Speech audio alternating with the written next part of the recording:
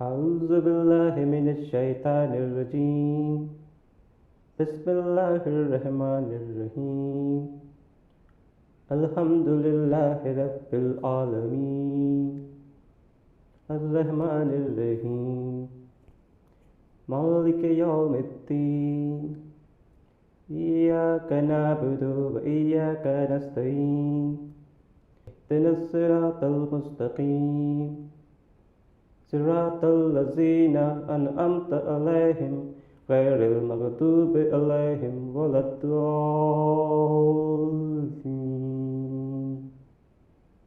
اللهم صل على محمد وآل محمد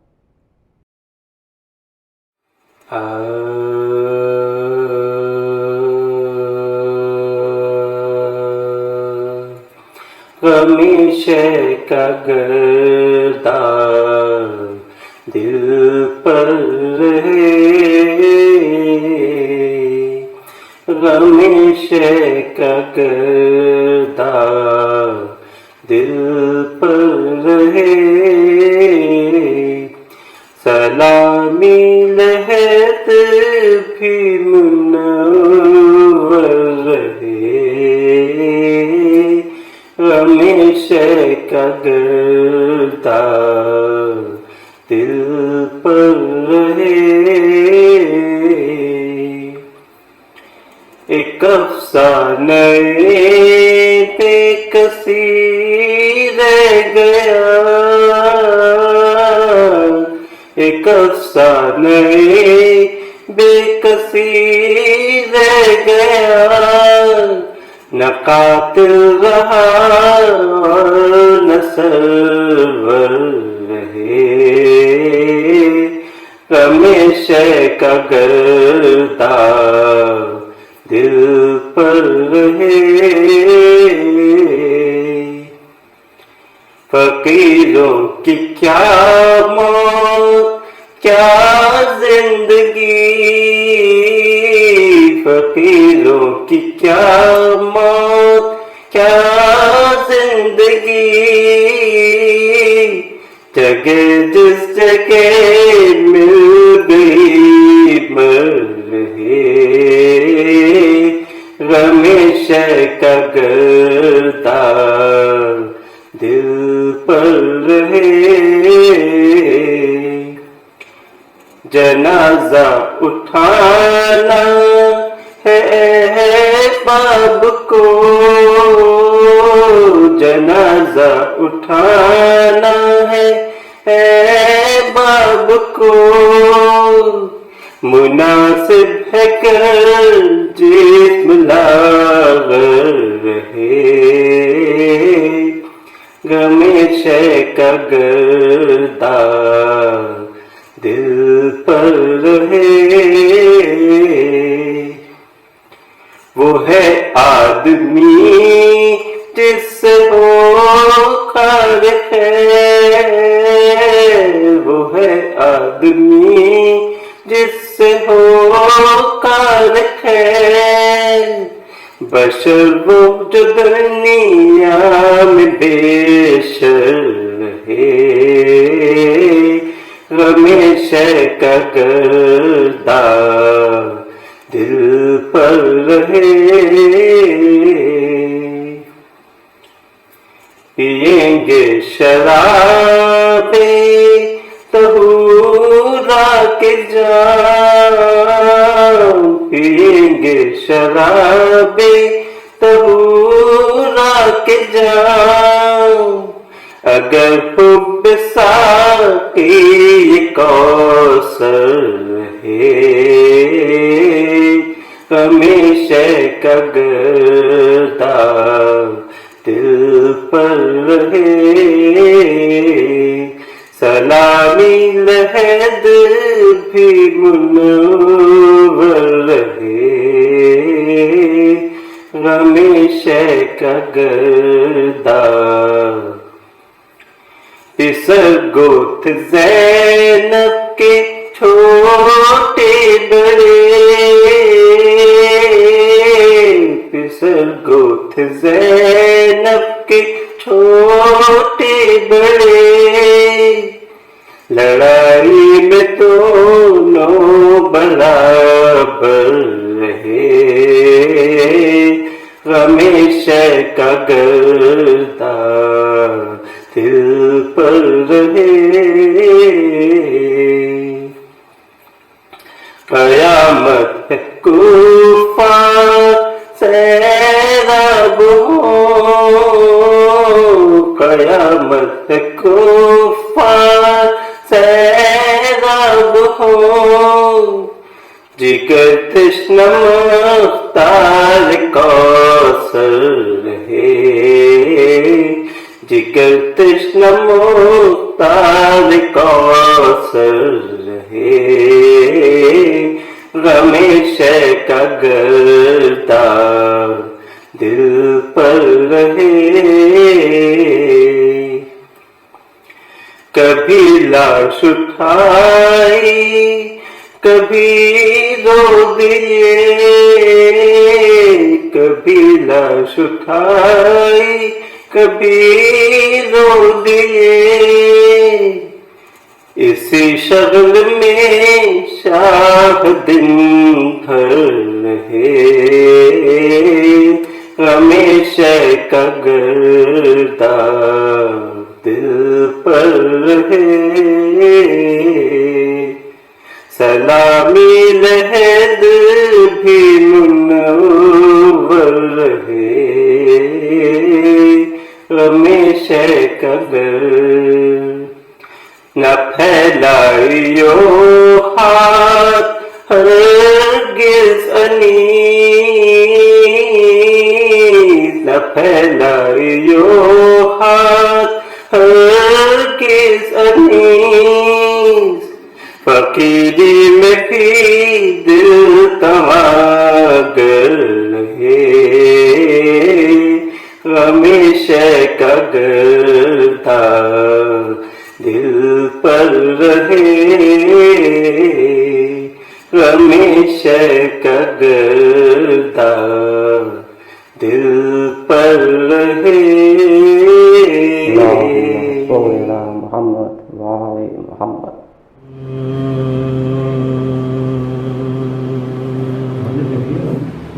محمد گلستو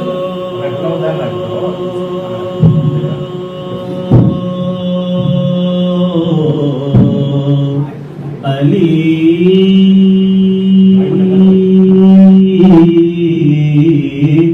بوئے گل، محمد گلستو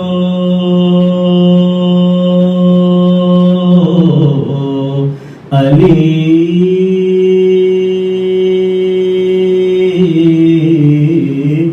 بوئے گل، بوت اندراں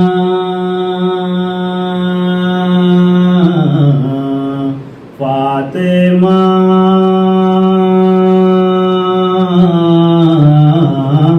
برگے گل، محمد گلستو چوت رج برآمد، حسین و حسن معطر شد از وی زمین و زمن، محمد گلستو صلوات پر محمد وعلی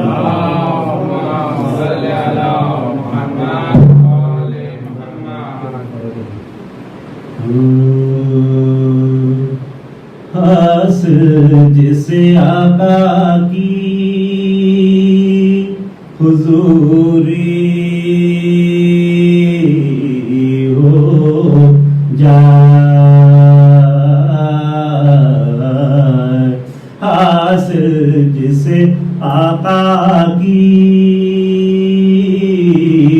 حضوری ہو جائے، دنیا کی بلاؤں سے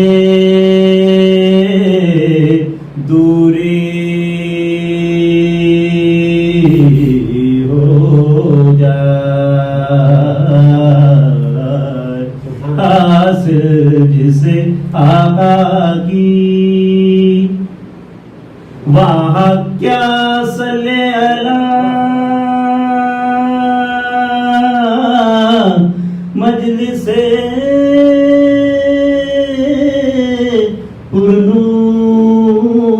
پرنور حسین ناری بھی یہاں آئے تو نوری ہو جائے حاصل جسے آقا کی صلوات محمد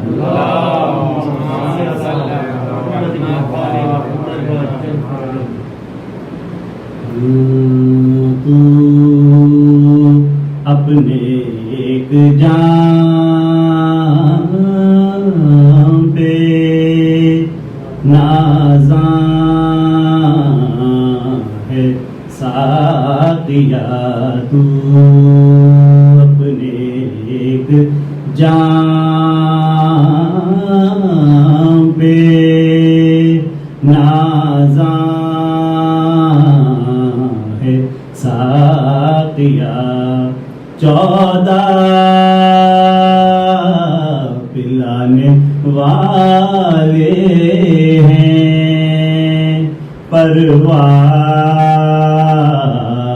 ہے تیری کیا بتلائے دیتا ہوں تجھے میں خانوں کا پتہ بتاؤ تازمینوں خراسان سامرا خورشید مدعا میرا برج شرف میں ہے ایک کربلا میں ایک میرا ساقی نجف میں ہے تو اپنے ایک جان پہ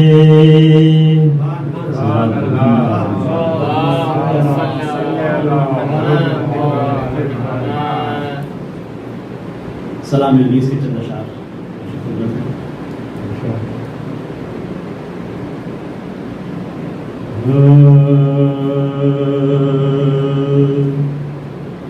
گناہ کا بوجھ جو گردن پہ ہم اٹھا کے چلے گناہ کا بوجھ جو گردن پہ ہم اٹھا کے چلے خدا کے آگے خجالت سے منہ چھپا کے چلے گناہ کا بوجھ جو مقام یوں ہوا اس کارگاہ دنیا میں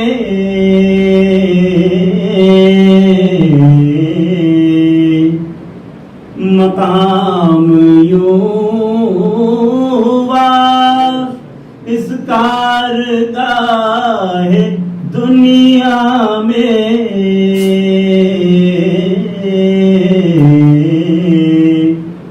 کہ جیسے دن کو مسافر سرا میں آ کے چلے گناہ کا بوجھ جو طلب سے آر ہے اللہ کے فقیروں کو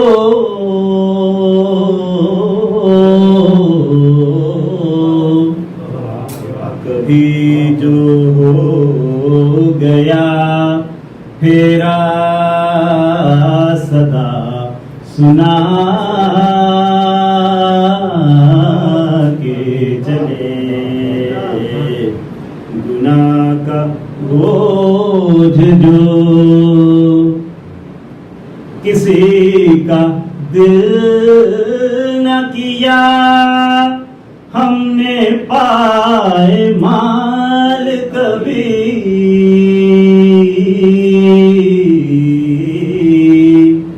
کسی کا دل نہ کیا ہم نے پائے مال کبھی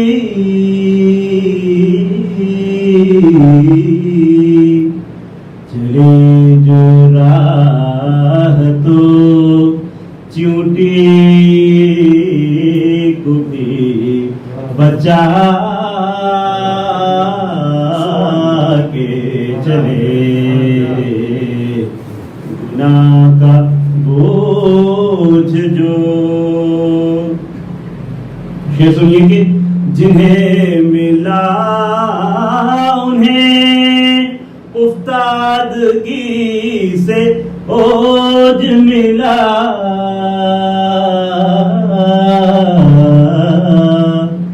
جنہیں ملا انہیں افتادگی سے اوج ملا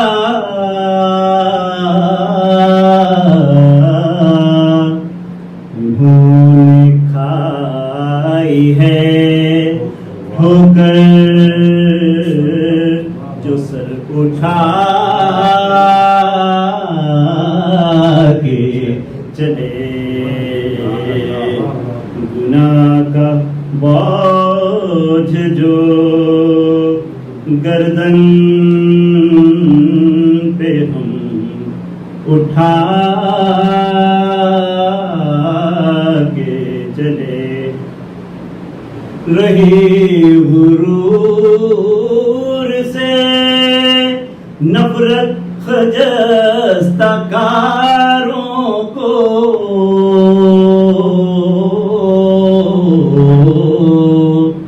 رہی غرور سے نفرت خجستہ کاروں کو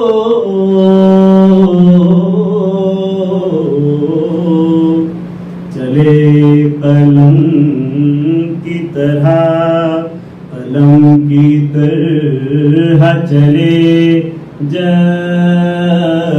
تو سر جھکا کے چلے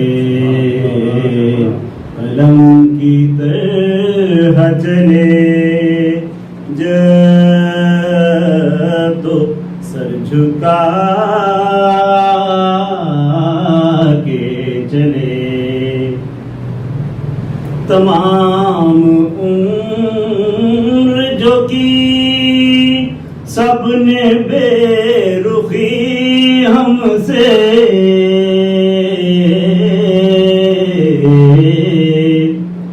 کفن میں ہم بھی عزیزوں سے منہ چھپا کے چلے گناہ کا بوجھ جو خیال آ گیا دنیا کی بے ثباتی کا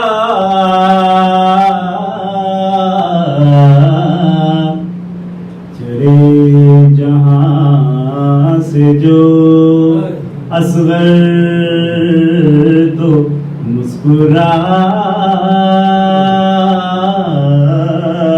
کے چلے چلے جہاں سے جو اصغر تو مسکرا کے چلے. حسین کہتے تھے واہ حسرتا علی اکبر.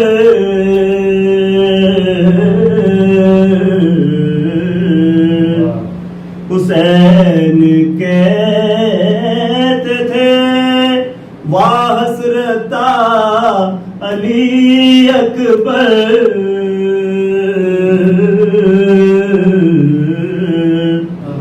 بہار باغ جوانی ہمیں دکھا کے چلے. گناہ کا بوجھ جو چلے وطن کو جو عابد تو کہتے تھے رو کر.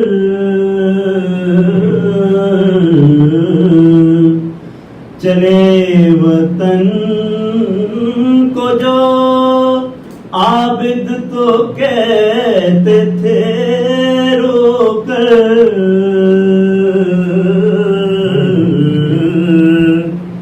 علی کے چاند کو ہم خاک میں چھپا کے چلے. گناہ کا بوجھ جو گردن پہ ہم اٹھا کے چلے. انیس دم کا بھروسہ نہیں ٹھہر جاؤ.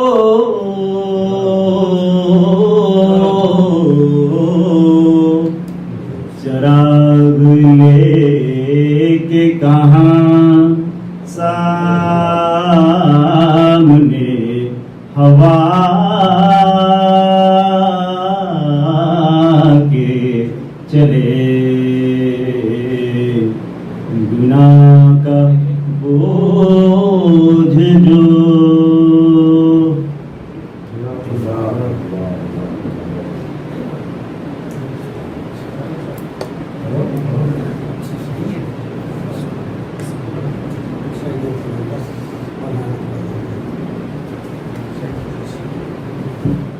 رحم اللہ من قرأ الفاتحہ.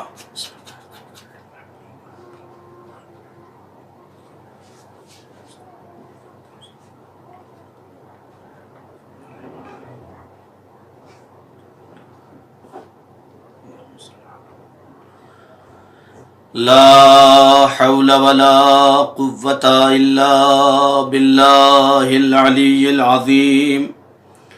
اعوذ باللہ من الشیطان اللعین الرجیم. بسم اللہ الرحمن الرحیم. الحمد للہ الذی لا يبلغ مدحته القائلون ولا يحصي نعماءه العادون ولا يؤدي حقه المجتهدون. الذي نشر الرياح برحمته ووتدا بالصخور ميدان أرضه. ثم الصلاة والسلام وتحية والإكرام على النبي المكي المدني القرشي الهاشمي المطلبي الرسول المسدد والمصطفى الأمجد. اسمه في السماء أحمد وفي الأرض أبي القاسم محمد. اللهم صل على محمد وآل محمد. وآله الطيبين الطاهرين المعصومين المظلومين الذين أذهب الله عنهم الرجس وطهرهم تطهيرا اللهم صل على محمد وآل محمد. أما بعد فقد قال الله تبارك وتعالى في القرآن المجيد والفرقان الحميد وقوله الحق بسم الله الرحمن الرحيم والله أخرجكم من بطون أمهاتكم لا تعلمون شيئا. صلوات پڑھ دے محمد وآل محمد وعجل فرج. حضرات گرامی قدر و معزز سامعین کرام و بزرگان قوم و ملت، اس سے پہلے کہ آپ حضرات کی پاکیزہ سماعتوں پر فضائل و مناقب کی آبشاری کی جائے، آپ سے التماس ہے کہ ایک سورہ حمد اور 3 سورہ اخلاص کی تلاوت فرما کر مرحومہ ذاکر فاطمہ بنت شکیل حسین اور تمام مرحومین کی روح کو ایصال فرما.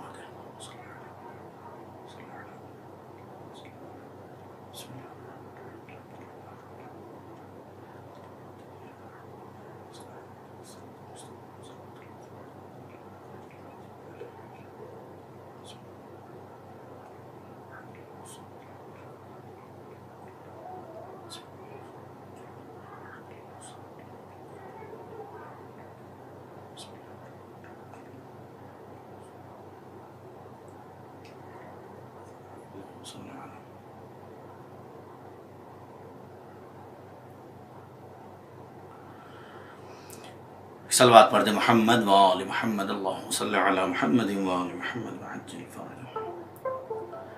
حضرات گرامی قدر، پروردگار عالم کا لاکھ لاکھ شکر ہے کہ اس نے ہمیں اس کائنات ارضی پر اس لائق بنایا کہ ہم محبت اہل بیت کے ساتھ اپنی حیات کو اس دنیا میں برقرار رکھے ہوئے ہیں، اور اس پروردگار کا لاکھ لاکھ شکر ہے کہ جس نے غم حسین ہمارے نصیب میں رکھا کہ ہم ہر غم کا مداوا غم حسین سے کر لیتے ہیں.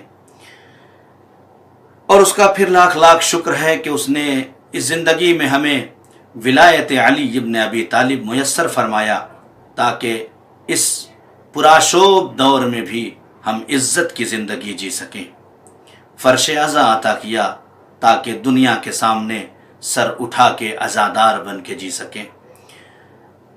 خداوند عالم قرآن مجید میں ارشاد فرما رہا ہے کہ واللہ اخرجکم من بطون امہاتکم لا تعلمون شیئا.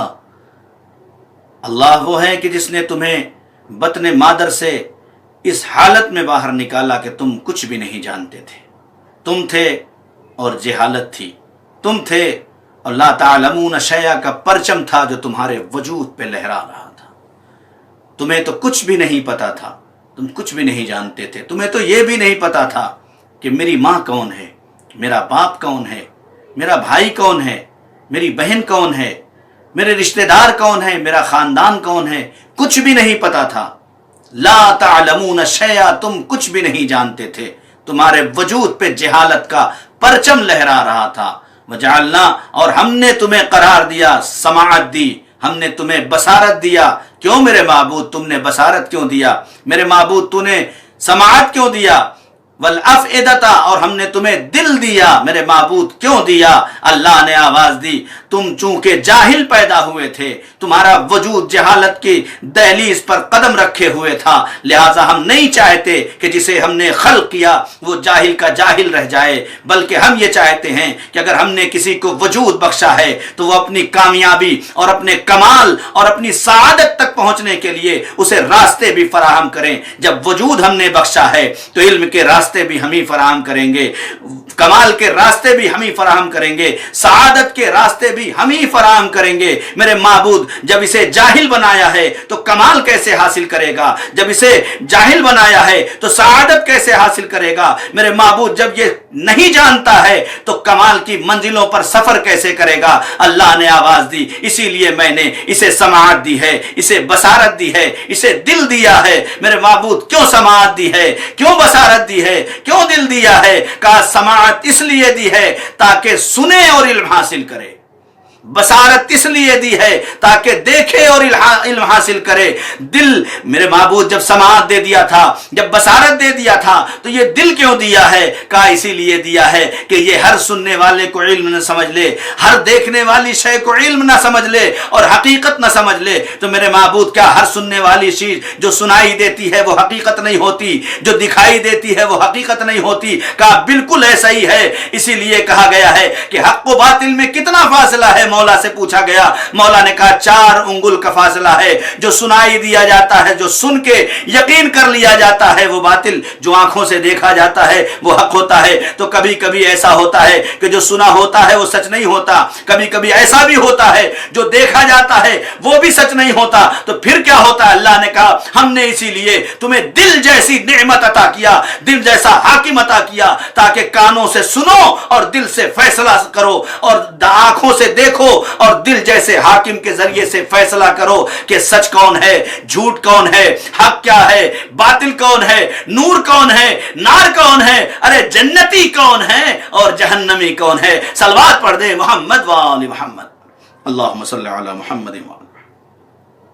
تو میرا اللہ فرما رہا ہے جب تمہیں وجود بخشا، جب تمہیں ہاتھ پاؤں آنکھ کان سب دے دیا میں نے، لیکن پھر بھی تمہارے وجود پہ ایک دبیز پردہ پڑا ہوا تھا جسے جہالت کا پردہ کہا جاتا ہے. وجعلناکم، اور ہم نے تمہیں بصارت دیا، وجعلناکم سمع والبصر، ہم نے تمہیں سمع دیا، سماعت دیا، بصارت دیا، والافئدۃ، اور ہم نے تمہیں دل دیا تاکہ تم فیصلہ کر کے حق و باطل میں تمیز پیدا کر لو اور منزل کمال تک پہنچنے لگو. میرے معبود کون نہیں جانتا کہ جو پیدا ہوا ہے یہ جاہل ہے؟ کون نہیں جانتا یہ جو پیدا ہوا ہے نہیں جانتا ہے؟ اسے قرآن میں کہنے کی کیا ضرورت تھی کہ جب تم بطن مادر میں تھے اور بطن مادر سے باہر آئے تو تم کچھ بھی نہیں جانتے تھے. تمہارے پاس سماعت تھی، تمہارے پاس بصارت تھی، تمہارے پاس دل تھا، لیکن تم کچھ نہیں جانتے تھے. تو پھر جانا کیسے؟ کہا تمہیں یہی تو سمجھانا چاہتا ہوں. دیکھو ہم تمہیں یہی سمجھانا چاہتے ہیں. قرآن مجید کی دوسری آیت میں اعوذ باللہ من الشیطان الرجیم وَقَضَىٰ رَبُّكَ أَلَّا تَعْبُدُوا إِلَّا إِيَّاهُ وَبِالْوَالِدَيْنِ إِحْسَانًا. یاد رکھو تمہارے رب کا فیصلہ یہ ہے کہ تم عبادت کرنا تو بس خدا کی کرنا، اس کے علاوہ کسی کی پرستش اور عبادت نہ کرنا، اس کے علاوہ کسی کو نہ ماننا، کسی کی پرستش نہ کرنا، کسی کی عبادت نہ کرنا. میرے معبود بس یہی کافی ہے ہمارے لیے کہ تیری عبادت کرے؟ نہیں نہیں، اللہ نے فوراً اپنے ساتھ رکھا وَبِالْوَالِدَيْنِ إِحْسَانًا، اور اپنے ماں باپ کے ساتھ نیکی کرو، اپنے ماں باپ کے ساتھ احسان کرو. خداوند عالم نے دیکھیں آپ دنیا کے تمام کاموں کو اپنے بعد رکھا ہے. جتنے بھی کام ہے اپنے بعد، پہلے ایمان باللہ ہو، پھر نماز پڑھو، اپنے سارا کام ہو اپنے بعد رکھا. لیکن قرآن مجید میں اللہ نے اپنے ساتھ جسے رکھا ہے وہ والدین پہ احسان ہے. اپنی عبادت کے ساتھ والدین پہ احسان کو اپنے ساتھ رکھا، اپنے بعد نہیں رکھا، اپنے ساتھ رکھا ہے. بس میرے عزیزو، ماں باپ ایک عظیم نعمت کا نام ہے. خدا کی قسم آپ توجہ کریں، آپ غور کریں، آپ تاریخ آدم و عالم اٹھا کے دیکھ لیں. اللہ کہہ رہا جب تم بطن مادر سے باہر آئے تو تم کچھ نہیں جانتے تھے، تم کچھ بھی نہیں جانتے تھے.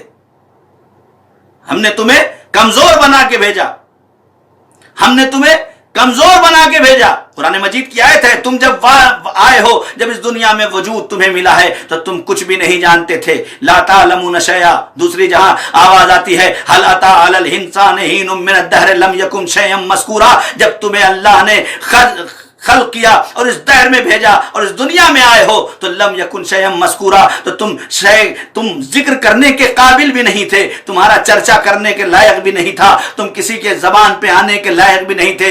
دوسری جہاں خلق الانسان ضعیفا، ہم نے انسان کو کمزور پیدا کیا ہے. اے میرے معبود آخر اس انسان کو بتانا کیا چاہ رہا ہے؟ تو پیدا ہوا تو لائق تذکرہ نہیں تھا، تو پیدا ہوا تو کمزور پیدا ہوا تھا، تو پیدا ہوا تو تیرے اوپر جہالت کے پردے پڑے ہوئے تھے، تو جاہل پیدا ہوا تھا، اللہ آواز دے گا پوری انسانیت کو، قرآن پڑھنے والوں کو یہ سمجھانا چاہتا ہوں کہ تم غور کرنا اپنی خلقت پر، تم دیکھو پیدا ہوئے تو جاہل پیدا ہوئے، تم آئے تو کمزور آئے، تم آئے تو لائق ذکر نہیں تھے، لہذا کبھی کسی بھی منزل پہ جانے کے بعد ان سے مقابلہ کرنے کے لیے مت آنا کہ جو پیدا ہوتے ہی نبی کی آغوش میں آ کے کہتے ہوں یا نبی اللہ توریت سناؤں، انجیل سناؤں، زبور سناؤں، قرآن سناؤں، تم پتہ چل جائے تمہیں تم آئے تھے تو کچھ نہیں جانتے تھے، اہل بیت جب آتے ہیں تو تلاوت قرآن کرتے ہوئے آتے ہیں۔ صلوات پڑھ دے محمد و آل محمد، اللہم صلی علی محمد۔ تم آئے تو جاہل تھے، یہ آئے تو پوچھتے ہیں توریت سناؤں، زبور سناؤں، انجیل سناؤں، قرآن سناؤں۔ وَخُلِقَ الْإِنسَانُ ضَعِيفًا، ہم نے تمہیں کمزور بنا کے اس دنیا میں، تم اتنے کمزور تھے، تمہارے چہرے پہ اگر مکھی بھی بیٹھ جاتی تو تمہارے ہاتھوں میں اتنی صلاحیت نہیں تھی کہ اپنے ہاتھوں سے اس مکھی کو ہٹا دیتے، اتنے کمزور تمہیں بنا کے بھیجا گیا ہے۔ اے میرے معبود کیا سمجھانا چاہتا ہے؟ کہا یہی سمجھانا چاہتا ہوں، تم پیدا ہو تو اپنے جھولے میں لیٹ کے ایک مچھر اور مکھی کو نہیں ہٹا سکتے، لیکن جسے ہم اہل بیت اور امام بنا کے بھیجتے ہیں وہ اگر جھولے میں بھی ہو اور اجدر آ جائے تو کلہ اجدر کے 2 ٹکڑے کر دیتا ہے۔ یہ ہمارے کمال ہے، ہمارے بھیجے ہوئے منصوص من اللہ شخصیات کا، تم ان کے مقابلے میں مت آنا، لیکن یہ یاد رکھنا کہ ہم نے تمہیں کمزور بنایا، ہم نے تمہیں جاہل بنا کے بھیجا، اور اس کے بعد تم لائق تذکرہ نہیں تھے۔ جب بطن مادر سے باہر آئے تو اب ذرا محسوس کرنا کہ جب تم آئے تمہیں کس نے وجود بخشا؟ جو ہاتھ چلنے کے قابل نہیں تھا، ان ہاتھوں میں طاقت کس نے عطا کیا؟ جو آنکھیں دیکھ کے ٹھہر نہیں پاتی تھی، انہیں رشتوں کی شناخت کس نے عطا کیا؟ جو دہن کھانے کے قابل نہیں تھا، اس میں رزق کس نے پہنچایا؟ پورے وجود میں اپنے خیال اور تفکر کرنا کہ جب تم آئے تھے تو کچھ نہیں تھے، تمہیں پڑھایا کس نے؟ تمہیں لکھایا کس نے؟ تمہیں پروان کس نے چڑھایا؟ خدا کی قسم اگر یہ والدین نہ ہوتے تو تمہارے وجود میں کوئی کمال پیدا نہ ہوتا، یہ والدین نہ ہوتے۔ اللہ نے اسی لیے کہا ہے وَقَضَىٰ رَبُّكَ أَلَّا تَعْبُدُوا إِلَّا إِيَّاهُ وَبِالْوَالِدَيْنِ إِحْسَانًا، ان کے ساتھ احسان کرنا، ان کے ساتھ احسان کرنا۔ خدا کی قسم ہمارے لیے بڑا عظیم مرحلہ ہے۔ ہم اگر تصور کر لیں اللہ نے اپنی عبادت کے ساتھ ساتھ ماں باپ پر احسان کا مرحلہ رکھا ہے کہ نہیں ہے؟ ان کے احسانوں کے تلے تم دبے ہوئے ہو، اس لیے ان پر احسان کرنا۔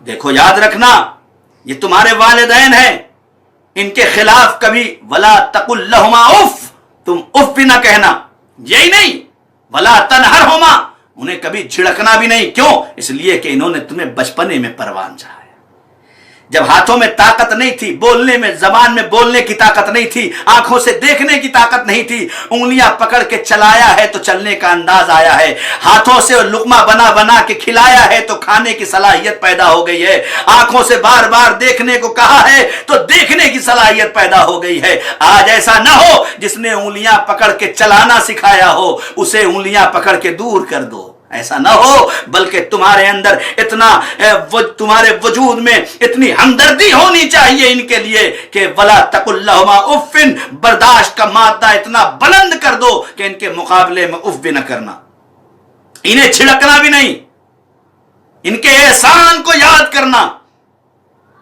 ہے کہ نہیں، ان کے احسانات کو یاد کرنا۔ جب ان کے احسانات کو یاد کرو گے تو تم کبھی بھی ان سے دور نہیں ہو پاؤ گے۔ اور خدا کی قسم یہ تجربہ شدہ بات ہے جو آپ کی خدمت میں عرض کر رہا ہوں، بڑی سے بڑی مصیبت تمہارے اوپر آ جائے، بڑی سے بڑی مصیبت آ جائے، اگر چاہتے ہو کہ اس مصیبت سے دور ہو جاؤ جہاں بھی ہو دنیا میں، اگر ماں پاس ہے تو وہی کہہ دو کہ مادر گرامی میرے لیے دعا کر دیں، اگر ماں دور ہے تو فون کر کے کہہ دیجئے کہ مادر گرامی یہ مصیبت ہے دور ہو جائے۔ خدا کی قسم وہ خدا نہیں ہے جو مجازی خالق کی دعا کو رد کر دے، माँ की दुआ रद्द नहीं होती। और यही नहीं है बल्कि तारीख आदम व आलम में और नबी करीम की तारीख में अगर आप उठाएंगे तो वहां यह भी मिल जाएगा। आने वाला शख्स मुसीबत में गिरफ्तार आके कहता है या नबी अल्लाह मेरे हक में दुआ कर दीजिए। कहा यहां क्या करने आया है, तेरे पास तो दुआ की कबूलियत की चाबी है। कहा वो कौन है, कहा तेरी माँ तेरे वालिदैन तेरे लिए काफी है, जा उनसे कह दे तेरे हक में दुआ कर दे। वो कहता है मेरी माँ जिंदा नहीं है, मेरी माँ जिंदा नहीं है, अब मैं कैसे उनके हक में दुआ कर दूं, मैं उनसे कहूं कि मेरे हक में दुआ कर दे। अब रिवायत ये कहती है नबी करीम कहते हैं जा अपनी माँ के कब्र के पास बैठ जा और जाके अपनी माँ की कब्र पर बैठ के कह दे ए मादरे गिरामी मेरे हक में दुआ कर दीजिए, तेरी मुश्किलात दूर हो जाएगी, तेरी मुसीबत दूर हो जाएगी। वो कहता है या नबी अल्लाह अरे मुझे तो अपनी माँ की कब्र का निशान भी नहीं पता है। नबूवत की जबीन पर पसीना आ गया और एक मर्तबा नबी के चेहरे पे जलाल आया। कैसी औलाद है कि तुझे अपने माँ बाप की कब्र का निशान भी नहीं पता है। या नबी अल्लाह क्या करूं, मुझे नहीं पता है। कहा अच्छा फिर सुन ले, फिर भी तेरे पास रास्ता है। कहा वो रास्ता क्या है, कहा जा और जाने के बाद अपनी उंगली से कब्र का निशान बना, माँ की कब्र समझ और उस पर बैठ के दुआ कर, खुदा तेरी दुआ को कबूल कर लेगा। सलवात पढ़ दे मोहम्मद व आले मोहम्मद, अल्लाहुम्मा सल्ली अला मुहम्मद। यह है वालिदैन। क्यों आखिर ऐसा है, किस बुनियाद पर ऐसा है, क्यों कहा गया कि ऐसा करो? इसीलिए कहा गया ताकि तुम अपने हकीकी खालिक को पहचानने से पहले अपने मजाजी खालिक को पहचान लो। वबिल वालिदैन एहसाना, इनके ऊपर एहसान करो। वला तकुल लहुमा उफ्फिन, कभी इनसे उफ भी ना करना। वला तनहरहुमा, इन्हें झिड़कना भी नहीं है। इनके सामने जब आना तो अपने चेहरे को झुकाए रखना, अपने शानों को झुकाए रखना। इनकी बारगाह में आना तो अकड़ के मत आना। बड़ा अच्छा जुमला सोशल मीडिया पे चल रहा था कि जब अपने बच्चे को दुनिया में लगाओगे और मालदार बन जाएगा तो नतीजा यह होगा कि बेटा आगे आगे होगा, बाप पीछे पीछे होगा। लेकिन अगर आपने अपने बेटे को दीन पे लगा दिया है तो नतीजा यह होगा जब बेटा दीदार होगा तो पहचानेगा कि बाप को आगे होना चाहिए, बेटे को पीछे होना चाहिए। ये फलसफा है। हमारे यहां मुश्किल यह है हम दीन से दूर होते जा रहे हैं। हमारी सीरत और अहले बैत की सीरत में 90 डिग्री का फर्क है। वो कुछ चाहते हैं, हम कुछ कर रहे हैं। अजीब गरीब है। जिस वक्त में माओ को बच्चों की तरबियत करनी चाहिए उस उम्र में उन बच्चों को कार्टून पे लगाया जा रहा है और समझाया जा रहा है कि टॉम एंड जेरी देखो। बड़ी अच्छी बात कही किसी बुजुर्ग ने, अरे जिन बच्चों को की तरबियत ही इस पे हो कि वो दिन भर जानवर देखें तो अब आके कहते रहो कि मौलाना मेरे बच्चे के लिए दुआ कर दो कि इंसान बन जाए, आदमी बन जाए, इंसानियत आ जाए। कुछ कहां से आएगी? अरे जब सीरत अली पहचानवाई जाएगी तब इंसानियत आएगी। जब सीरत फातिमा ज़हरा पहचानवाई जाएगी तब जाके बच्चियों के अंदर किरदार आएगा। हमारी जिम्मेदारी है माँ और बाप को जो इस्लाम ने जजा दी है या जो इस्लाम ने सवाब दिया है वो इसलिए नहीं दिया है कि बैठ के सवाब मिल जाएगा, नहीं, तरबियत के लिए दिया है। और इसीलिए अल्लाह ने इनको जजा भी अलग से दी है। मां अल जन्नत तहता अक़दामिल उम्महात, जन्नत माओं के कदमों के नीचे है। और जजा क्या मिलनी चाहिए? तो किस मां के कदम के नीचे होगी? खुदा की कसम अजीब और गरीब रिवायतें हैं, अगर दुनिया तक पहुंचाई जाए तो हर घर से नासरीन इमाम ज़मान निकल जाएंगे। कोई घर ऐसा शियों का नहीं होगा जिसमें नासिर इमाम ज़मान वजूद न रखता हो या पैदा ना हो। लेकिन तरबियत शर्त है। हम समझते हैं इबादत सिर्फ मस्जिदों में जाने का नाम इबादत है। हम ये समझते हैं कि इबादत सिर्फ तस्बीह हाथ में लेने का नाम इबादत है। हम ये समझते हैं, मशहूर कर दिया गया है, पेशानी पे गट्टा है तभी इबादत है। ऐसे गट्टे से कोई फायदा नहीं है जिससे पड़ोसी राजी ना हो। ऐसे गट्टे से कोई फायदा नहीं है जिससे घर वाले राजी ना हो। خاندان راضی نہ ہو، اور جب خاندان راضی نہیں، پڑوسی راضی نہیں، تو اہل بیت راضی نہیں، جب اہل بیت راضی نہیں تو خدا راضی نہیں۔ تو کیا کریں؟ یہ گھروں میں اختلاف کیوں ہے؟ گھروں میں اختلاف اسی لیے ہے کہ ہم کسی کو کے بارے میں اچھائی نہیں سوچتے۔ جہاں سے فکر میں انحراف ہوتا ہے، جہاں سے سوچ غلط ہوتی ہے، وہیں سے اختلاف پیدا ہوتا ہے۔ اگر ہر انسان یہ گھر میں سوچنے لگے، خاندان میں سوچنے لگے کہ ٹھیک ہے غلطی ہو گئی چھوڑ دیتے ہیں، یا ان کے بارے میں اچھا ہی سوچیں، تو کبھی اختلاف نہیں آئے گا۔ تو خدا نے انسان کو اس دنیا میں بھیجا ہے تاکہ انسان سعادت اور کمال کی طرف پہنچ جائے۔ یہ انسان زمیں بوس ہو کے نہ رہ جائے، جانوروں سے بدتر ہو کے نہ رہ جائے، بلکہ انسان فرشتوں سے بھی آگے نکل جائے۔ اور اس کے لیے ماں کی آغوش اور باپ کی تربیت رکھا۔ ماں کی آغوش پہلا مدرسہ ہے۔ ماں کو چاہیے کہ تربیت گاہ بنا دے۔ علامہ بحرانی کے پاس ایک شخص آیا اور آنے کے بعد اس نے کہا کہ دیکھیں اپنے بچوں کی تربیت کیسے کریں، کس طرح سے آج اس دور میں ضرورت ہے کہ ہم اپنے گھروں میں انقلاب لائیں۔ ہماری ماں اور بہنوں کو کیا کرنا چاہیے، ہمارے بزرگوں اور بھائیوں کو کیا کرنا چاہیے؟ کہ آسان طریقہ یہ ہے کہ علامہ بحرانی کے پاس ایک شخص آیا اور آنے کے بعد اس نے سوال کیا کہ میرے لیے دعا کر دیجئے کہ میں صاحب اولاد ہو جاؤں، مجھے ایک بیٹا دے دے پروردگار عالم۔ علامہ بحرانی نے کہا کس لیے بیٹا چاہتا ہے؟ غور کریے کہ بہت توجہ، کس لیے بیٹا چاہتا ہے؟ کہا اس لیے بیٹا چاہتا ہوں تاکہ بڑھاپے کا سہارا بن جائے۔ بہت توجہ میرے عزیزو، کہا تاکہ بڑھاپے کا سہارا بن جائے۔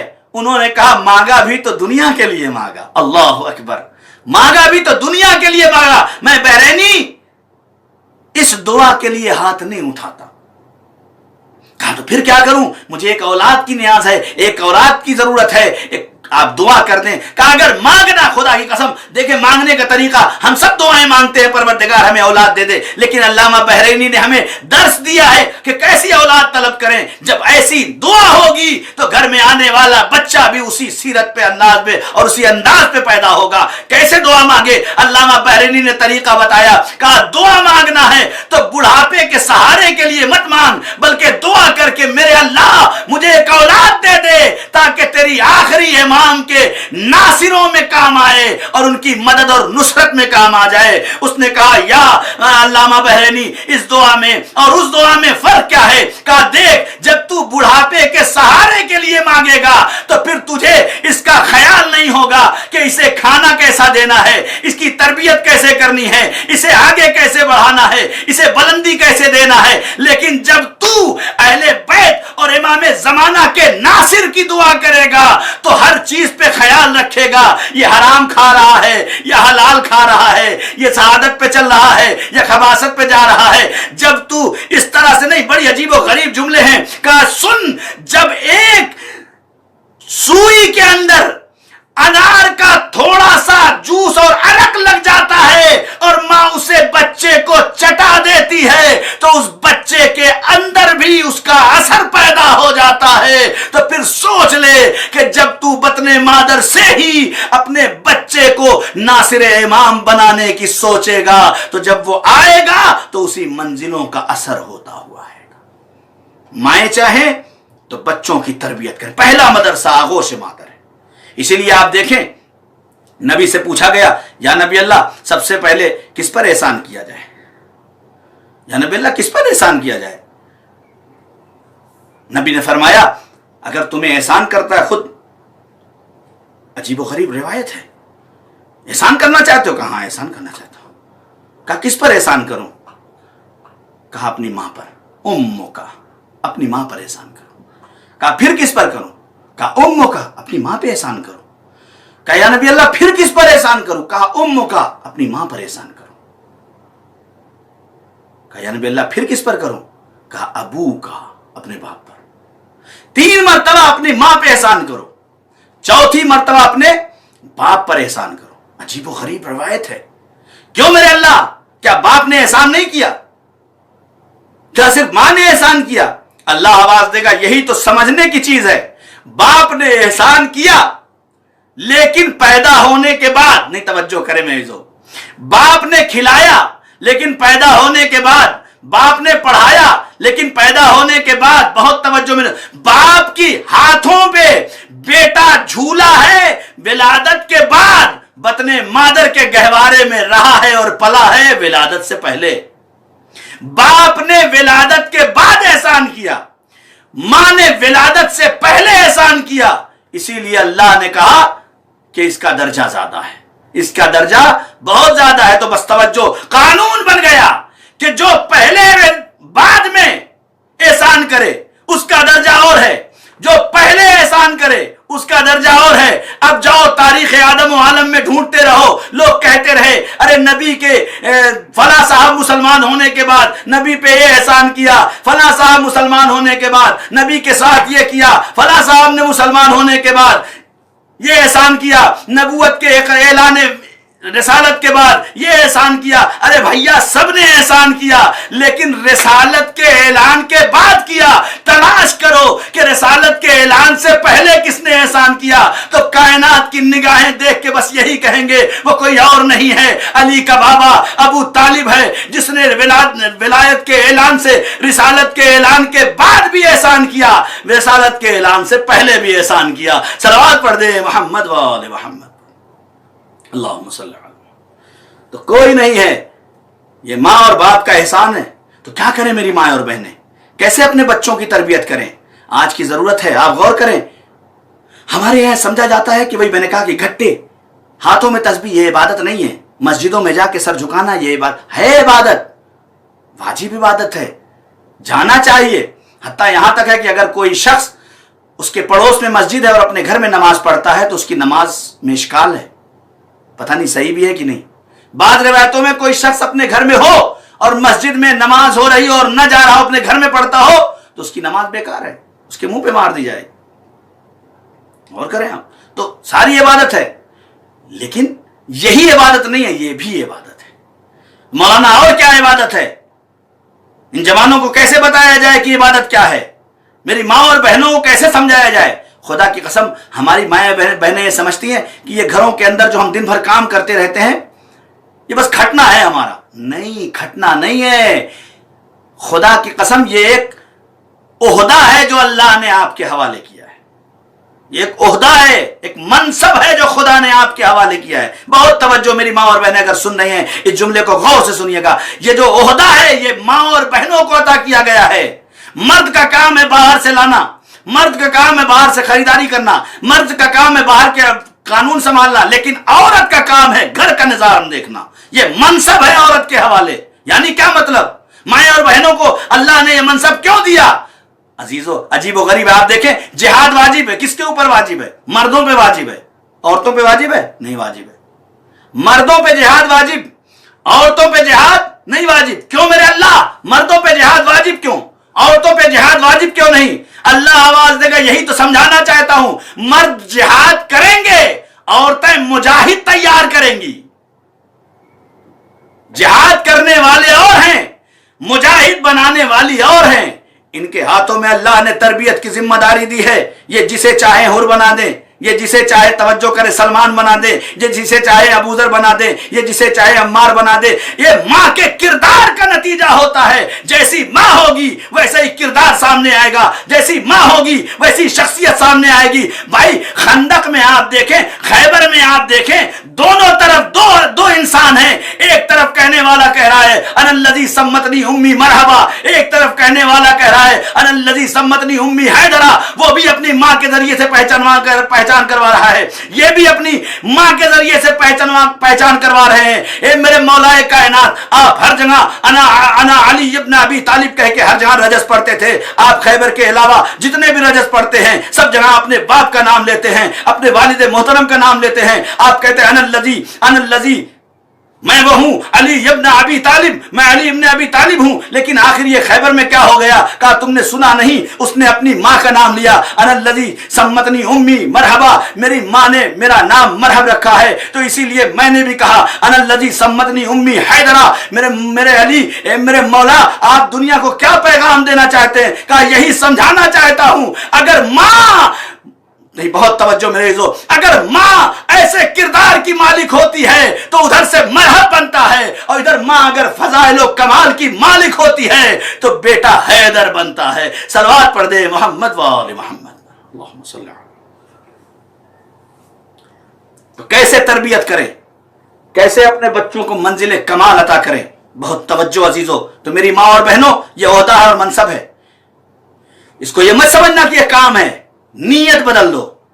میرے نوجوانوں، گھروں سے باہر نکلو کمانے کے لیے تو یہ مت سوچو کہ میں دن بھر تو کھٹ رہا ہوں، نہیں، کھٹ نہیں رہے ہو۔ گھر سے نکلو تو یہ نیت کرو، الاعمال بالنیات، معصوم نے فرمایا اپنا ہر عمل عبادت بنا سکتے ہو۔ مسجدوں میں جانا ہی عبادت نہیں ہے، روزہ رکھنا ہی عبادت نہیں ہے، حج کرنا ہی عبادت نہیں ہے، بلکہ یہ سب بڑی بڑی عبادتیں ہیں جسے ہم ہلکے ہلکے قدموں سے کر کے آگے بڑھ جاتے ہیں، ہمیں پتہ بھی نہیں ہوتا کہ یہ عبادت ہے۔ نیتیں بدلو۔ سبزی خریدنے جا رہے ہو تو نیت کر کے نکلو، ہے میرے اللہ، چونکہ تو نے مجھے مرد بنایا ہے اور ہماری ذمہ داری یہ دی ہے کہ میں نان و نفقے کا انتظام کروں، لہٰذا میں یہ سبزی خریدنے اس لیے جا رہا ہوں کہ ان کا پیٹ بھرنا ہے۔ یہی تمہارا جانا بازار عبادت بن جائے گا۔ صبح گھر سے کام کے لیے نکلو، نیت کر کے نکلو، میرے اللہ تو نے مجھے کفیل بنایا ہے۔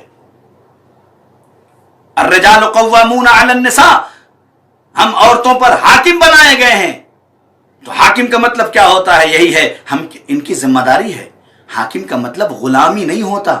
بہت توجہ، ہمارے ہاں کچھ لوگ سمجھتے ہیں مرد گھر پہ حاکم ہے مطلب کیا عورتوں پہ حاکم ہے، مطلب یہ کہ غلام ہے، کنیز ہے۔ نہیں، کنیز نہیں ہے، خدا کی قسم کنیز نہیں۔ حاکم کا مطلب بادشاہ۔ بادشاہ کا مطلب یہ ہوتا ہے کہ اپنی رعایا کی حفاظت کرے۔ اللہ نے تمہیں مرد بنا کے اس لیے بھیجا تاکہ تم اپنی ناموس کی حفاظت کرو۔ اس حفاظت کا نام ہے قوامون علی النساء۔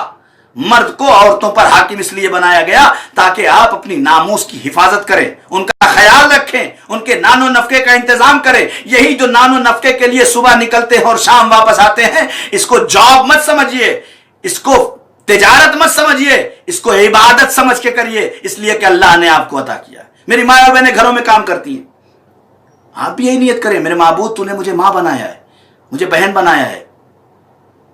کس لیے؟ اسی لیے کہ میں ان کے لیے کچھ انتظام کروں، گھر کا سسٹم بناؤں، گھر کا نظام بناؤں۔ کیسے بنائیں، کیسے بچے تربیت کرے؟ عزیزو، عجیب و غریب روایتیں ہیں، میں کہاں تک آپ کی خدمت میں عرض کروں۔ جو ایران کے سب سے بڑے قاری قرآن، ایک صلوات پڑھے محمد و آل محمد پر، صلی اللہ علیہ محمد، محمد حسین طباطبائی، جو 5 سے 7 سال کے اندر اندر حافظ قرآن بن گئے۔ توجہ کریں، حافظ قرآن، 5 سے 7 سال کے اندر حافظ قرآن ہو گئے۔ ان کی ماں اور باپ کو بلایا گیا اور ان سے انٹرویو لیا گیا، پوچھا گیا کہ آپ بتائیے کہ آپ نے اپنے بچے کی کیسے تربیت کی کہ یہ بچہ حافظ قرآن بن گیا۔ ماں اس صلاحیت کی مالک تھی نا، میں نے کہا نا جیسا ماں کا کردار ہوتا ہے ویسے ہی بچہ ہوتا ہے، ویسے ہی کمال سامنے آتا ہے۔ ماں نے عجیب و غریب جملہ ہر ماں کے لیے دیا، تمام ماؤں کے لیے، ایسی ماؤں پہ جانے قربان۔ کیا کہا؟ محمد حسین طباطبائی کی والدہ سے جب انٹرویو لیا گیا تو ان سے پوچھا کہ بھائی آپ نے کیسے تربیت کی؟ انہوں نے کہا میں اس وقت تک اپنے بچے کو میں نے شیر ہی نہیں دیا، دودھ ہی نہیں دیا جب تک کہ وضو نہ کیا۔ سوچیں ماؤں کے لیے درس عبرت ہے۔ میں نے اپنے بچے کو آپ عزادار بنا رہی ہیں، ناصر امام حسین بنا رہی ہیں، ناصر امام زمان تیار کرنے کے لیے اللہ نے آپ کے حوالے کیا ان بچوں کو۔ کیا کریں آپ؟ کہا جب تک میں اپنے بچے کو، اس وقت تک میں اپنے بچے کو دودھ ہی نہیں دیتی تھی جب تک وضو نہیں ہوتا تھا۔ میں باوضو ہو کے اپنے بچے کو شیر پلاتی تھی۔ جب وضو اور طہارت کے ساتھ غذا دہن میں جائے گی تو آپ بولے ناصر امام زمان نہیں ہوگا؟ ہوگا، بالکل ہوگا۔ چوتھے امام سے پوچھا گیا کہ مولا بنی ہاشم کی عورتیں گھروں میں کھانا کیسے بناتی تھیں، کیسے پروان چڑھاتی تھیں؟ چوتھے امام خود فرماتے ہیں کہ ہمارے گھروں کی ماؤں کا اصول اور دستور یہ تھا کہ جب وہ کھانا بنانے کے لیے کھڑی ہوتی تھیں تو ایسے ہی نہیں بنانے لگتی تھیں، باوضو بناتی تھیں۔ یہ تربیت کا قانون ہے جو ہمارے یہاں نہیں رائج نہیں کیا جا رہا ہے، یہ سب بتایا نہیں جا رہا ہے ہماری ماں اور بہنوں کو۔ آپ بھی دو لوگوں تک پہنچائیں اس بات کو۔ ہمارے گھروں کی ماں اور تربیت کرنے والیوں کا دستور یہ تھا کہ وہ باوضو ہو کے غذا تیار کرتی تھی. یہی نہیں، یہ خالی باوضو نہیں، جب تک کچن میں کھانا بنتا تھا، جب تک ان کے زبان سے ذکر الہی ہوتا رہتا تھا. یہ جب بھی کھانا بناتی تھی تو لا الہ الا اللہ سبوح قدوس رب الملائکۃ والروح، لا الہ الا اللہ. غور کر رہے ہیں؟ سبحان اللہ والحمد للہ ولا الہ الا اللہ. یہ تسبیح کرتی تھی، تحلیل کرتی تھی. ذرا توجہ کریں، یہ ہمارے لیے درس عبرت ہے. اگر ہماری مائیں اور بہنیں ایسے اپنے گھر کے اندر قانون بنا لیں کہ باوضو ہونے کے بعد ذکر الہی کرتے ہوئے غذا بنائیں گے، اور جب غذا تیار ہوگی دسترخوان پہ لگایا جائے گا، بچے اور شوہر کھائے گا، تو جب غذا پاک و پاکیزہ اور ذکر الہی کے نام سے غذا بنے گی، تو جب اس سے خون بنے گا تو اس کے اندر نصرت امام پائی جائے گی، اس کے اندر محبت علی پائے جائے گی، اس کے اندر سیرت فاطمہ پائی جائے گی. جب یہ قانون بن جائے گا. لیکن اگر ایسا نہیں ہوگا اور دن بھر بچہ وہی ٹی وی دیکھتا رہے گا، وہی سیریل دیکھتا رہے گا، وہی کارٹون دیکھتا رہے گا، تو نہ سیرت علی کا پتہ چلے گا، نہ ائمہ کی معرفت کا پتہ چلے گا، نہ فاطمۃ الزہرا کی کنیزی کا شرف حاصل ہو پائے گا. ایک صلوات پڑھ دے محمد و آل محمد، اللہم صلی علی محمد. بس میرے عزیزو بات ختم کر دوں. وبالوالدین احسانا، ان کے ساتھ احسان کرنا. احسان کرنے کا مطلب کیا ہے؟ ایک نوکر لگا دے، نوکر آئے اپنے ماں باپ کی خدمت کرے، یہ بھی خدمت ہو رہی ہے؟ نہیں، اس کو نہیں کہتے. اولاد کا مطلب ہی ہے، بہت توجہ میں، اولاد کا مطلب ہی یہ ہے.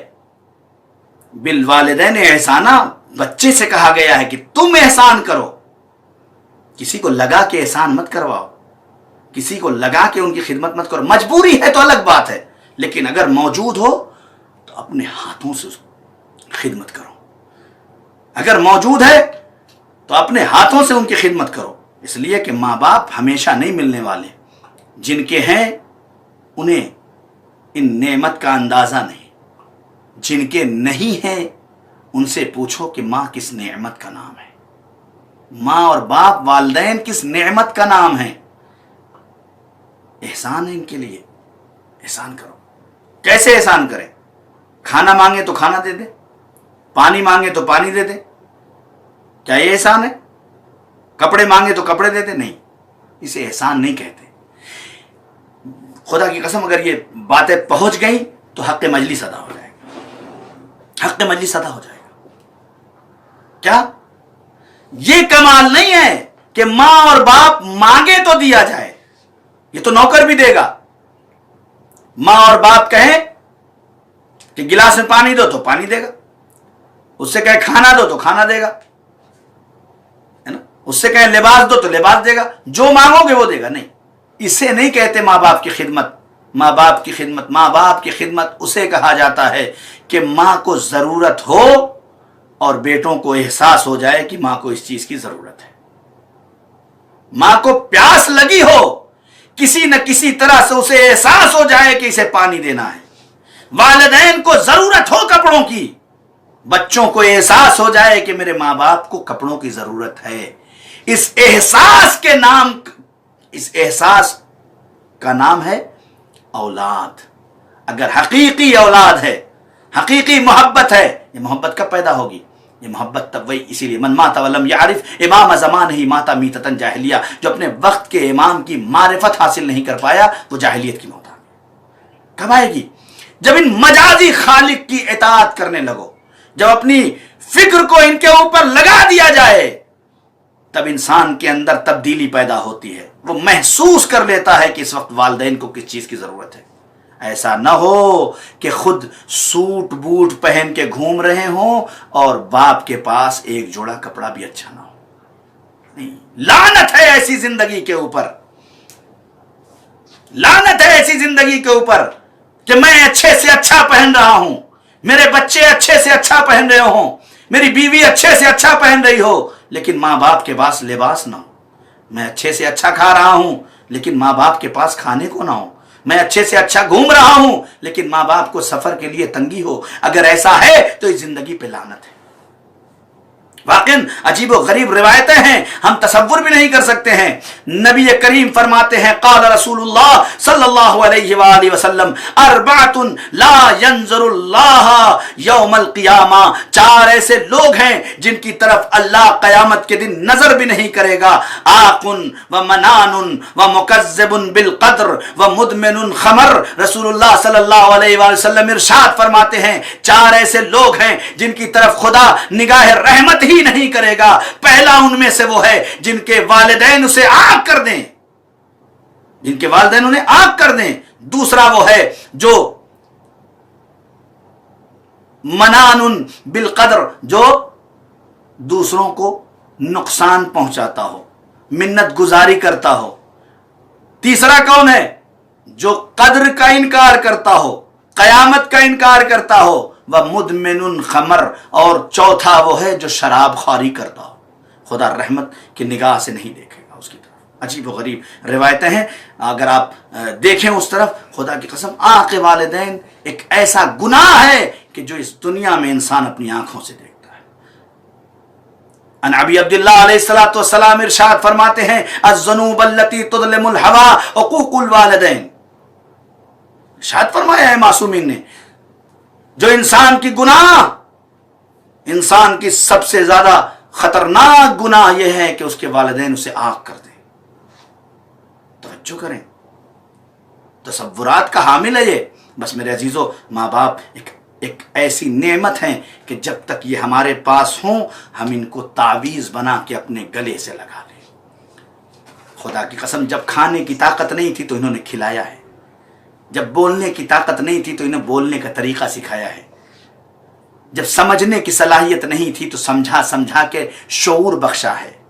यही वजह है कि एक शख्स आया और आने के बाद नबी करीम से कहता है या नबी अल्लाह, मेरी माँ आज बूढ़ी हो गई है, ज़ईफ हो गई है, अब आप बताइए कि मैं भी उसे खाना खिलाता हूँ वैसे ही जैसे बचपन में वो मुझे खिलाती थी, मैं उसे पानी पिलाता हूँ वैसे ही जैसे वो मुझे पानी पिलाती थी, मैं उसके लिबास वैसे ही तब्दील करता हूँ जैसे बचपन में उसने मेरे लिबास तब्दील किए हैं, मैं उसे लुक़मा बना बना के खिलाता हूँ, जैसे बिस्तर पे वो मुझे उठा के लेटाती थी मैं भी उन्हें वैसे ही उठा के लेटाता था। क्या या नबी अल्लाह, मेरी माँ के एहसानात का बदला पूरा हो गया?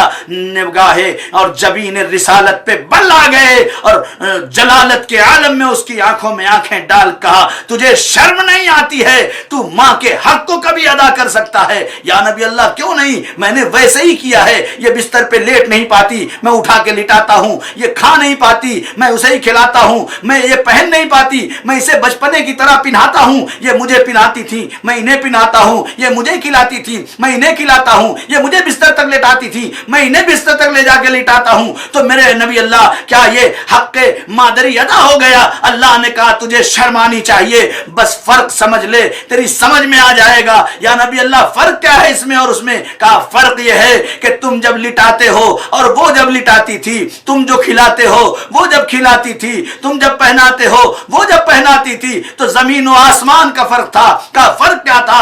फर्क ये था, वो जब खिलाती थी तो ये दुआ करती थी तुम बड़े हो जाओ, तुम जवान हो जाओ, तुम तरक्की करो, तुम कमाल की मंजिलों पे चले जाओ। वो जब पहनाती थी तो ये दुआ करती थी, लेकिन जब तुम खिलाते हो तो तुम्हारे शऊर में कहीं ना कहीं ये होगा, अब मेरी माँ कब मर जाएगी, अब मेरी माँ कब चली जाएगी, अब मेरी माँ इस दुनिया से चली जाएगी, है कहीं ना कहीं मौत का तसव्वुर होता था। बस यही फर्क है, जब माँ खिलाती थी तो जिंदगी का तसव्वुर था, जब तुम खिलाते हो तो मौत का तसव्वुर है। तो यही फर्क समझ लो कि तुम्हारी खिदमत में और माँ की खिदमत में यही फर्क है कि जितना जिंदगी और मौत के दरमियान फर्क होता है। सलवात पढ़ दे मोहम्मद व आले मोहम्मद, अल्लाहुम्मा सल्ली अला मोहम्मद व आले मोहम्मद। तो कभी भी इनकी खिदमत करके तकब्बुर न करिए, बल्कि इनकी खिदमत करके कायनात में बुलंदियों तक पहुंचिए।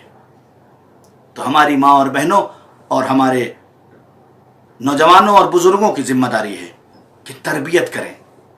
आखिरी ज़माना है, पुराशोभ दौर है, लॉकडाउन का ज़माना है, कब कौन कब चला जाएगा कुछ भी नहीं। मौत एक मरहुमा की इसाले सवाब की मजलिस है, बात खत्म कर दूं बस। मौत मतलब क्या? मौत कोई खौफ की चीज है?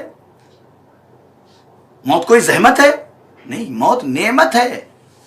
मौत खुदा की कसम, موت ایک ایسا دروازہ ہے کہ اس دنیا کے بعد حقیقی حیات جس سے ملتی ہے۔ اگر مومن کو یہ پتا چل جائے کہ مرنے کے بعد جو سب سے پہلی نعمت ملتی ہے وہ کیا ہے، تو یہ موت کی تمنا کرے، جسے مال سے نہیں خریدا جا سکتا، جسے دولت سے نہیں خریدا جا سکتا، دنیا میں کسی شے سے نہیں خریدا جا سکتا۔ اگر اس مومن کو پتا چل جائے کہ مرنے کے بعد جو سب سے پہلی چیز ہے وہ زیارت علی ابن ابی طالب ہے، مولا کا چہرے پہ نگاہ کرنے کو ملے گا، تو مومن موت کی تمنا کرے گا۔ موت زحمت نہیں ہے، موت نعمت ہے، موت عزت ہے۔ اس دنیا سے اس دنیا میں جانے کے لیے بس یہی ہے کہ جس کے پاس اس دنیا کے لیے کوئی فلسفہ موجود ہے وہ اس زندگی کو بھی ایسا گزارتا ہے تاکہ اس دنیا میں جانے کے بعد ایسی زندگی گزار سکے۔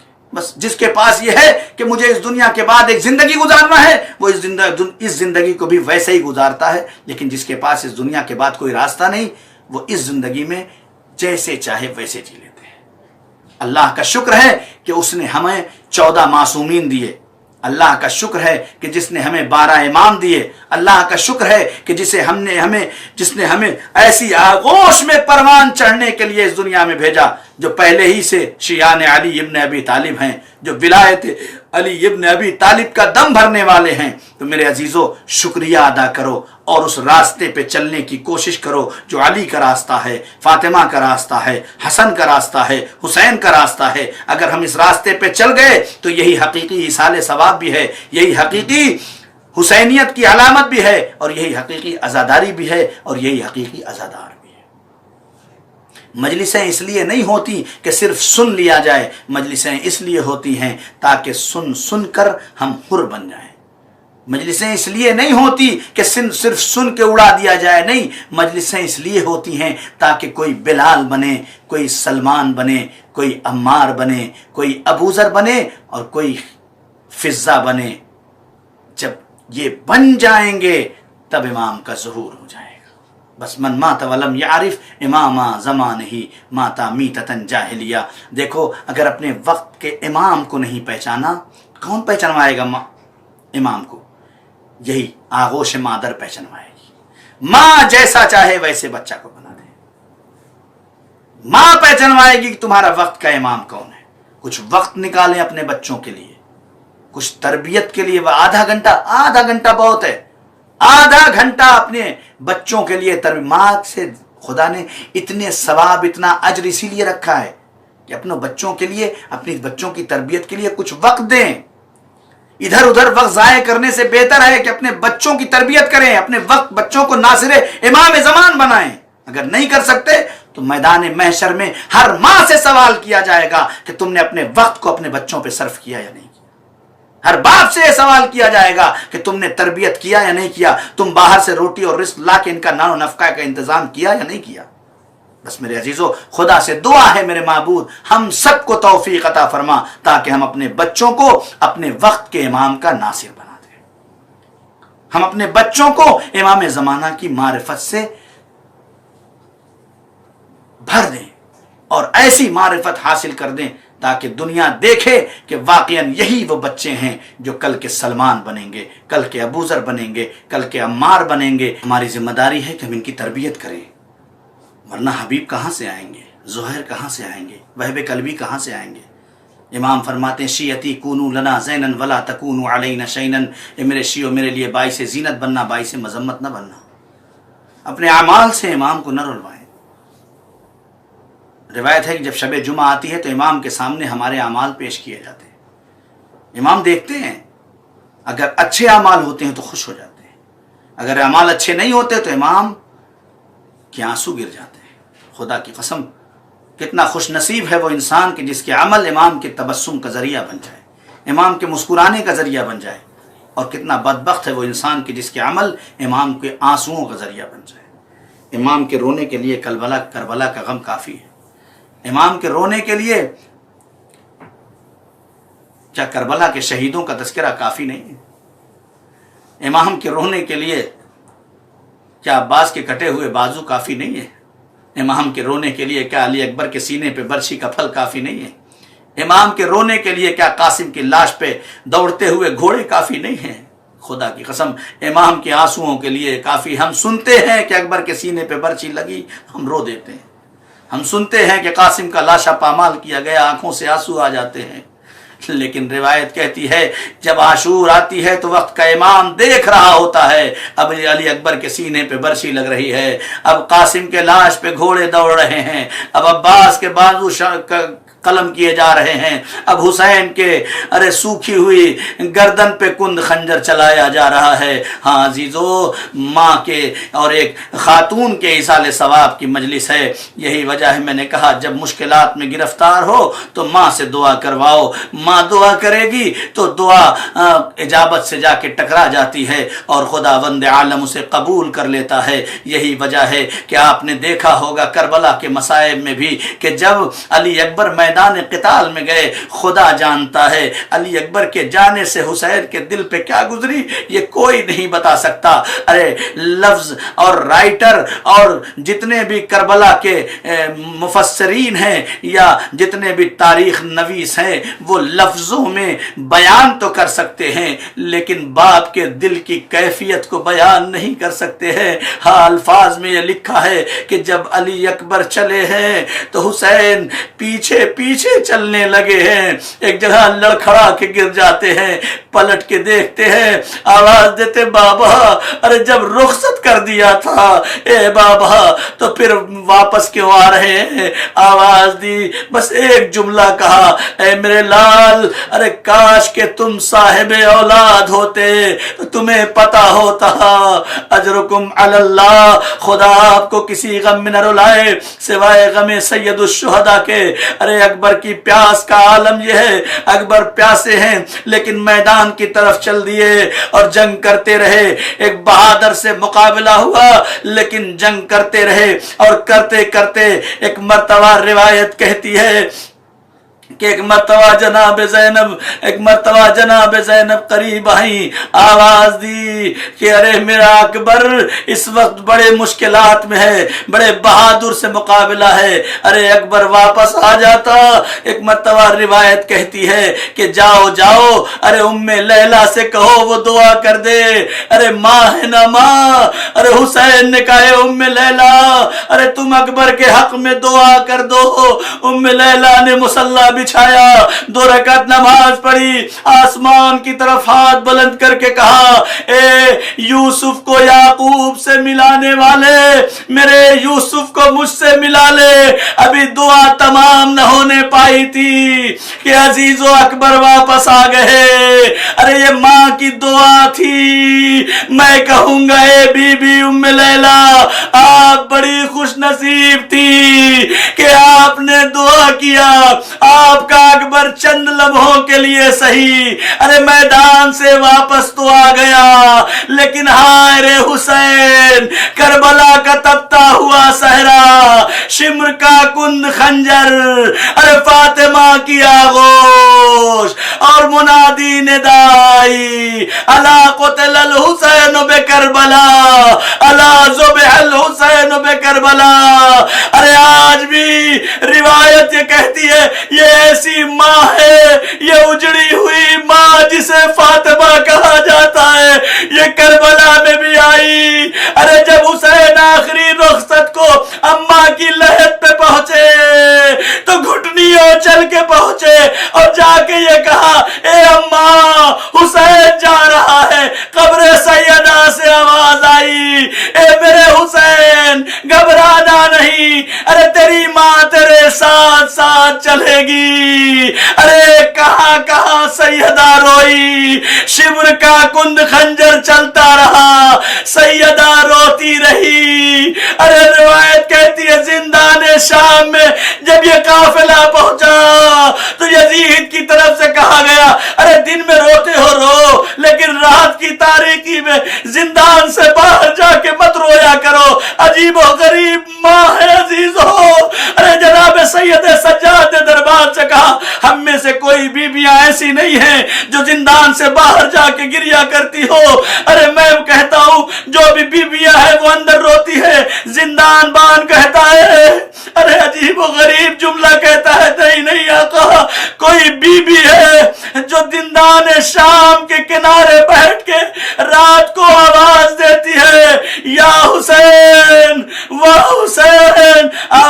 کہ آج اگر بی بی آئے گی تو مجھے بتانا رات کی تاریکی آ گئی. ایک مرتبہ ارے سید سجاد کے پاس آیا, زندان بان آیا, آنے کے بعد کہتا ہے مولا جلدی چلیے, وہ بی بی آ گئی ہے, آواز دیتی ہے واہ حسینہ, آئے میرا حسین پیاسا مارا گیا, آئے میرا حسین مظلوم مارا گیا.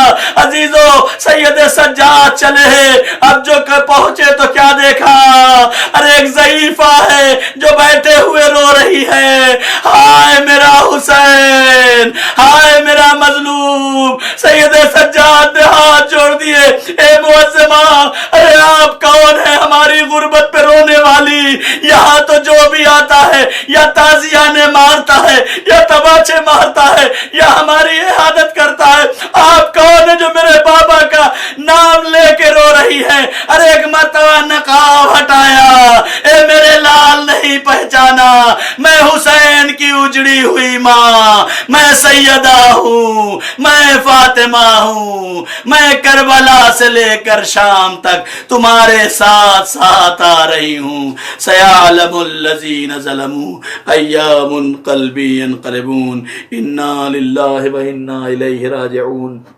رضا بقضائه وتسلیما لامره ربنا تقبل منا انك انت السمیع العلیم. پروردگار تجھے محمد و آل محمد کا واسطہ ہے, امام زمانہ کے ظہور میں تعجیل فرما, ہمیں ان کے اعوان و انصار میں شمار فرما. اے میرے اللہ تجھے محمد و آل محمد کا واسطہ جو بندگان خدا اس دنیا میں ہیں ان کے جان مال عزت آبرو کی حفاظت فرما. اے میرے اللہ تجھے محمد و آل محمد کا واسطہ جو یتیم غریب مسکین بیوائیں ہیں ان سب کے نام و نفقے کا غیب سے انتظام فرما. اے میرے اللہ تجھے محمد و آل محمد کا واسطہ جو یتیم اور غریب بچیاں ان سب کی شادی کا غیب سے انتظام فرما. اے میرے اللہ تجھے محمد و آل محمد کا واسطہ مرحومہ کو جوار رحمت میں جگہ عنایت فرما. میرے معبود حقیقی معرفت امام زمان ہم سب کو حاصل کرنے کی توفیق عنایت فرما. میرے معبود ہم جیسا چاہتے ہیں تو ہمارا ویسا اللہ ہے, ہمیں بھی ویسا بندہ بنا دے جیسا تو چاہتا ہے. میرے معبود جب تک زندہ رہیں اہل بیت کے کام آئیں, جب اہل بیت کے راستے سے ہٹنے لگیں تو اس دنیا سے اٹھا لینا. میرے معبود پہلی اور آخری دعا امام زمانہ کے ظہور میں تعجیل فرما, ہمیں ان کے اعوان و انصار میں شمار فرما. ربنا تقبل منا انک انت السمیع العلیم. آپ حضرات سے التماس ہے سورہ حمد 3 سورہ اخلاص کی تلاوت فرما کر مرحومہ ذاکر فاطمہ بنت شکیل حسین کی روح کو حساب سکینہ کا تھا نوحہ بھائی قید خانے, سکینہ کا تھا نوحہ بھائی قید خانے میں, سکینہ کا تھا نوحہ بھائی قید خانے میں, سکینہ کا تھا نوحہ بھائی. ظلم آدھا نے کیا ہم پہ یہ کیسا بھائی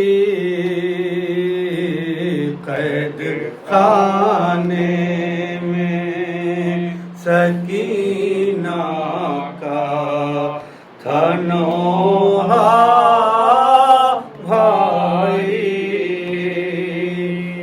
چھوڑ کر ہم کو مدینے جو چلے جاؤ گے,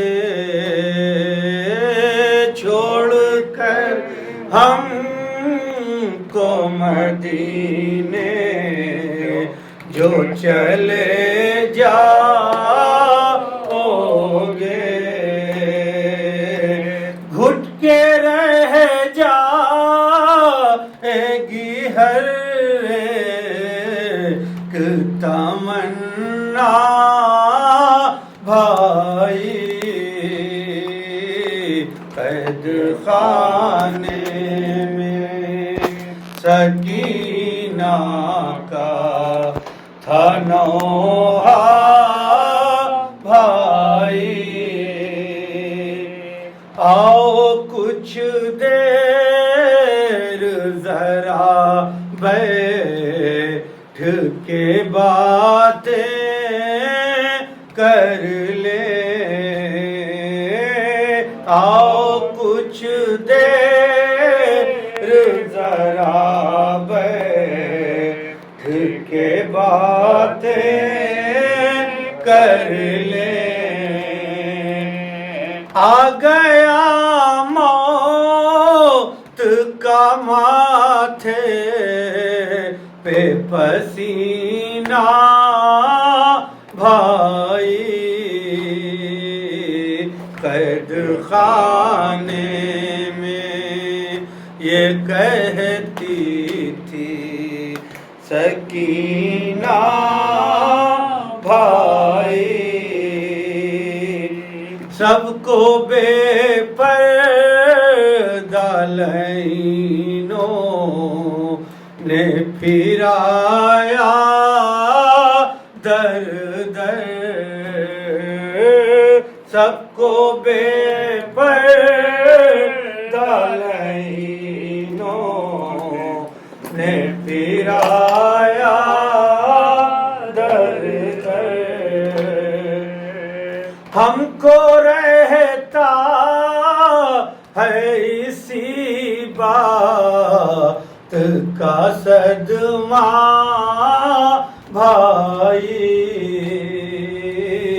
قید خانے میں یہ کہتی تھی سکینہ بھائی،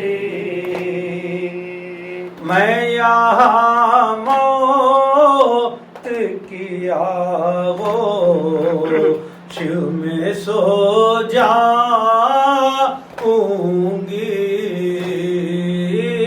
میں یہاں موت کی آغوش میں سو جاؤں گی، سب مدینے میں میرا دیکھیں گے رستہ بھائی، قید خانے میں یہ کہتی تھی سکینہ بھائی، جب مدینے سے پلٹ کر کبھی شام نہ ہو، جب مدینے سے پلٹ کر کبھی شام نہ ہو، ساتھ باجی کو میری قبر پہ لانا بھائی، قید خانے میں یہ کہتی تھی سکینہ بھائی، موت آ جاتی اگر کر وہ بلا میں ہم کو، موت آ جاتی اگر کر وہ بلا میں ہم کو، میرا اصغر تو میرے ساتھ میں ہوتا بھائی، قید خانے